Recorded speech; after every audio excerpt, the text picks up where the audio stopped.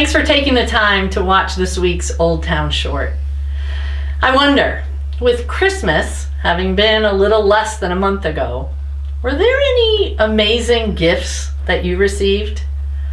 I know I got a bird bath and a bird feeder, some cool kitchen gadgets, and lots of tea and comfy socks.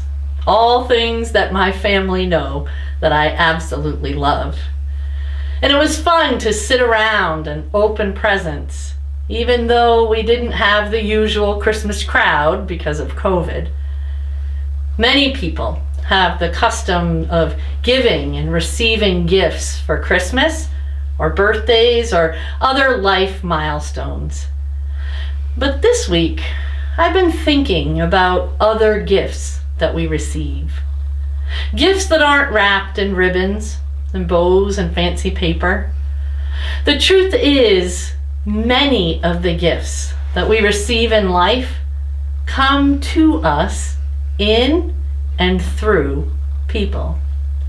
Family, friends, teachers, neighbors, and sometimes even strangers. And truly amazing gifts are things that we impart to others simply by being who we are. Well, as some of you know, my dad passed away this week. And my family and I have heard from many people about the amazing gifts that he shared, helping those in need and offering a warm welcome, especially to people at church. He also had the gift of pushing the boundaries, like letting girls be part of his wood and metal shop classes back in the early 1970s, when things like that didn't happen. Or how he had the amazing gift of encouraging people to be their best, not by chasing money or societal norms, but by following their hearts. Now, don't get me wrong, that's not to say that he wasn't also stubborn and difficult to work with sometimes, because he was. But that gift of stubbornness was usually because he was looking at the bigger picture. He had amazing sense of vision, and he could picture things before they were completed, especially when it came to construction. Now, some people share beautiful gifts of music, but my dad, he couldn't carry a tune in a bucket. His greatest gift was the gift of building. He built birdhouses, furniture, homes, businesses, friendships, family, and in sharing his gift, he built up the worth, courage, and strength of others. In everything he did, he was always teaching. Whether the lesson came through a story he told, something he did, or something he empowered someone else to do. That's why from a young age, this girl could shingle a house, fix a leaky sink or toilet, wire a light switch, or draw plans for a project.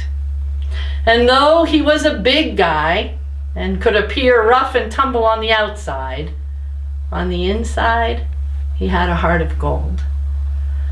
Perhaps his greatest gift was his ability to make people feel important by paying attention to them and joking around, even with the youngest of kids. He had an uncanny ability of making everyone feel special. And up until his very last day, he was concerned about others, always asking about his grandkids and the people at church. He often shared his gifts of wisdom.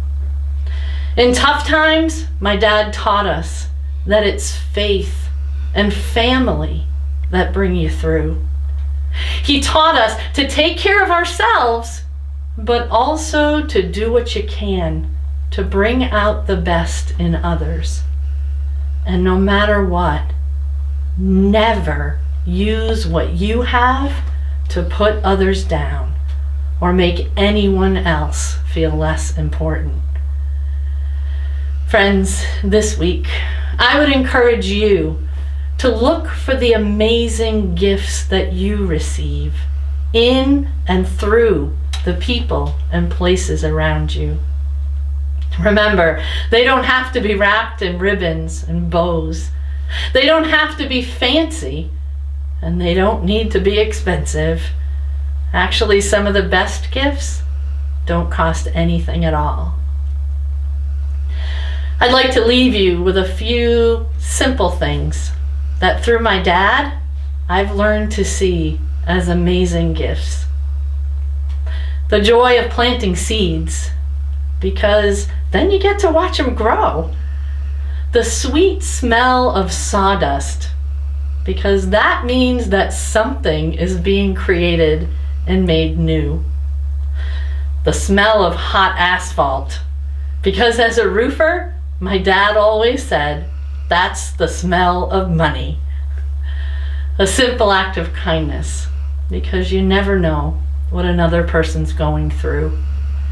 And finally, the amazing gift of treasured memories, because they make life's journey a little bit sweeter.